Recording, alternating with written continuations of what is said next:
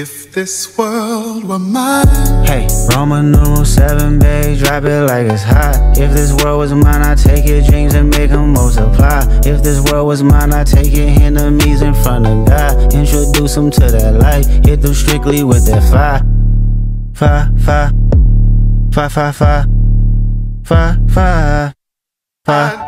Hey, Roman numeral 7, babe, drop it like it's hot. If this world was mine, I'd take your dreams and make them multiply. If this world was mine, I'd take your enemies in front of God. Introduce them to that light, hit them strictly with that fire. This a vibe, do your dance, let them watch. She a fan, he a flop, they just wanna kumbaya, nah. This world concrete, flowers grow. Heartache, she only do what she know. Weekends, get it poppin' on the low. Better days coming for sure. This world was.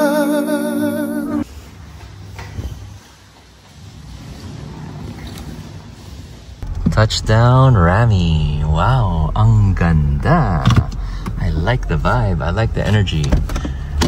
Yun yung master. That guy is a really, really good not skateboarder. Oh, he can. But a really, really good off-roader. He's the head off-road guy here at Rami's. Nakakain na ba kayo sa kuya? Di ba? First time lang. First time. Ayun. Ako nga rin, di pa rin ako nakakapagawa dito eh. First time. Rami chef. Ah, Rami yan. Yan. May gusto mo mag-shoutout sa atin? Shoutout sa Pilipinas, sa mga taga Quezon. Ayan. Ikaw sa Kuya. Shoutout sa mga tropa natin sa Pinas, pati sa girlfriend ko na sa UK. Hindi ka. Shoutout sa Tarlac, Herona. Barangay Magaspag, all sa lahat po ng taga Magaspag.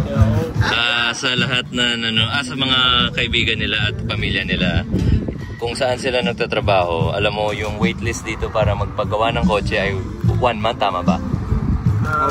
Matagal, no? So anyway, I guess ang ibig kong sabihin ay nagtatrabaho sila sa isa sa pinakamagaling na car shop. Ibig sabihin, magaling sila. Thank you, chef. Okay. Ngayon, kain muna tayo. Ito na.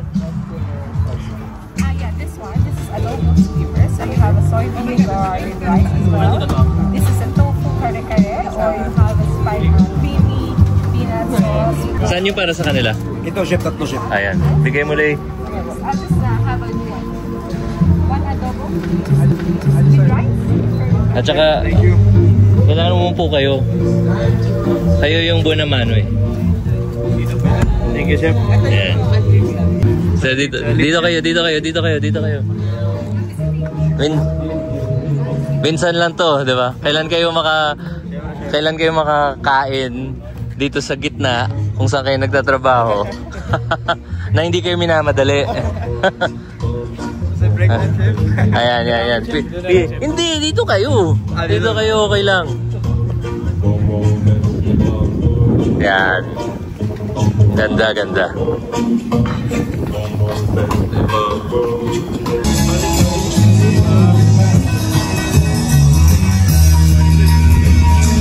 Ano? Okay naman? Solid. Pasado naman?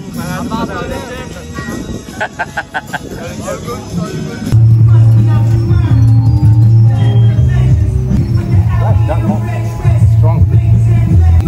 Just making sure. Wow, that's good. Itong naka-white, sikat na chef yan.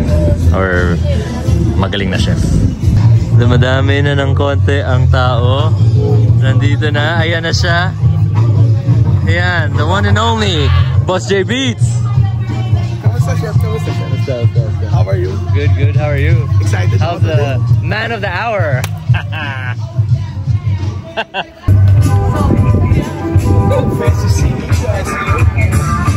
You made it. This is one of the best chefs in Dubai. Got a new best friend. New best friend.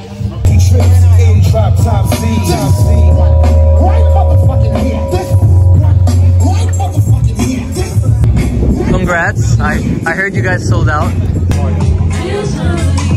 Vlog to ni Chef JP.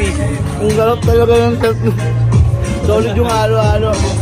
Pero walang palabok.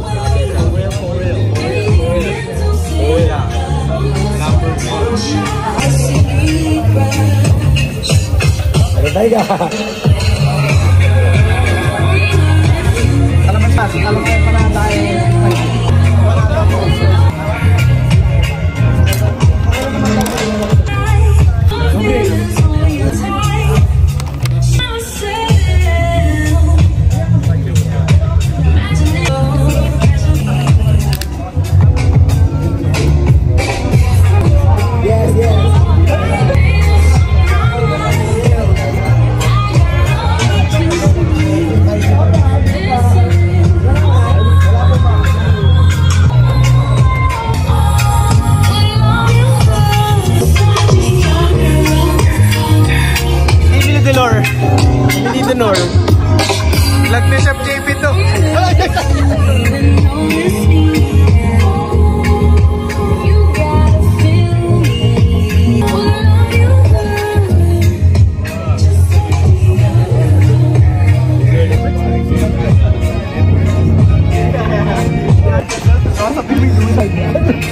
We don't take care of ourselves in Asia, basically. Something. You go outside and you're like, you see competition, you're like, oh wait, I need to take care of myself. You see pictures of my cousin's friends. It's nice to, you know, exchange.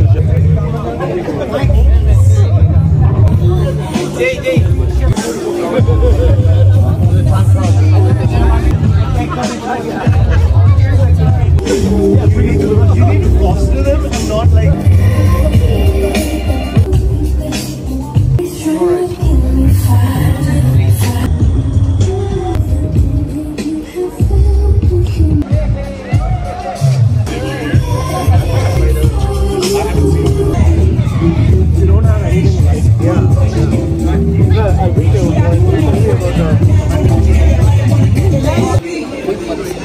Happy birthday! Mama, kain ma. Ito ang bigay ng chef, oh, nagregalo. Kain na ma, kain na. Vlog to na, Kain chef. na dito. Vlog Vlog yan ni chef. Tingnan mo naman, kakasabi ko lang. Chef, maraming salamat sa kung paano mo alagaan ang mga boys. Talaga namang hindi mo kami hinahayaan na magutom, ano? Thank you so much.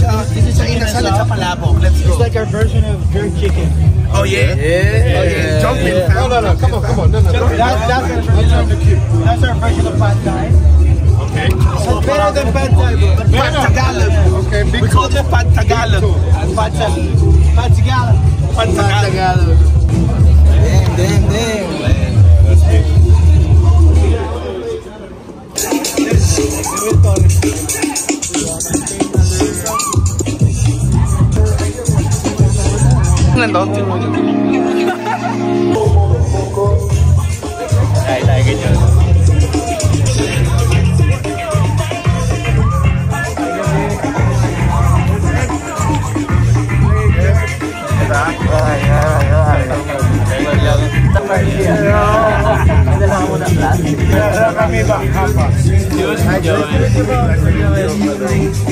Welcome po sa aming pambayan.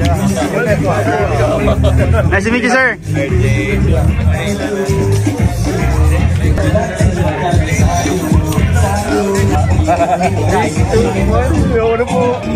Buddy, I seldom see you really like something.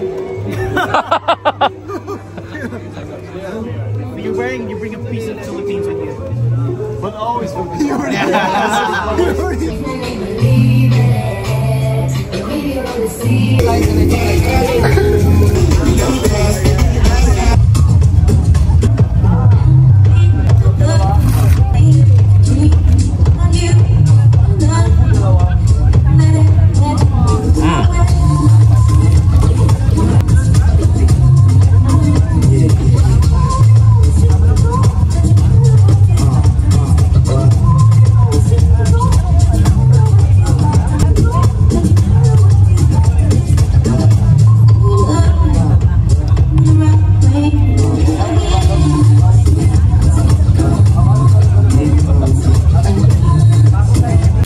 Okay, I just want to summarize quickly what just happened there sa Rami x Kuya collab. Wala masyadong talkies kasi parang yun lang I guess we were kind of like all enjoying the moment and we were just feeding off each other's energy. sila Jude, of Tayo, Dayo, sila Tata, sila Boss J Beats, the other DJs that played, Team Kuya. Nag-debrief ako sa Team Kuya. Sabi ko, you know why that event was such a success? Is because through and through siya. You know, from the moment you enter, the food, the vibe, yung inayos yung setup, yun nga, like, it was like an ecosystem. The merch, the music, the people around it again, the owner Marwan for being so gracious in providing the space. Grabe, this guy Marwan, ang galing ng initiative niya, 'di ba? Yung negosyo niya ay garahe tungkol sa kotse. Pero siguro nagtataka kayo, bakit napadpad dun sa pagkain and music? Kasi for him, it's a community. For him, it's community building, I mean. For him, parang he reminds me of a Joel Pedro of Overland Kings, that it goes beyond the product. You're not selling an item, you're selling an experience. Hindi siya transactional, 'di ba? It's a relationship building, I wouldn't say exercise, but I guess relationship building. Anong word? It's relationship building there. And I guess pag align kayo, ituloy natin. Pag hindi, wag na natin ituloy. Kumbaga, meron akong palaging mindset na wag natin pilitin. Kung hindi para sa atin, wag na natin ipilit yung sarili natin.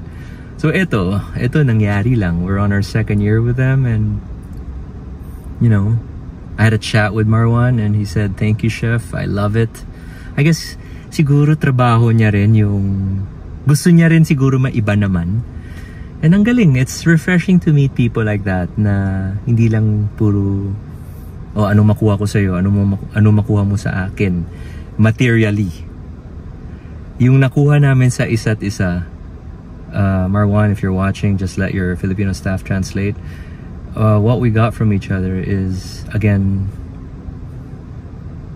good energy, and just, you know, we feed off each other and we learn from each other. There, okay, the end. Kalas, tapos, bye.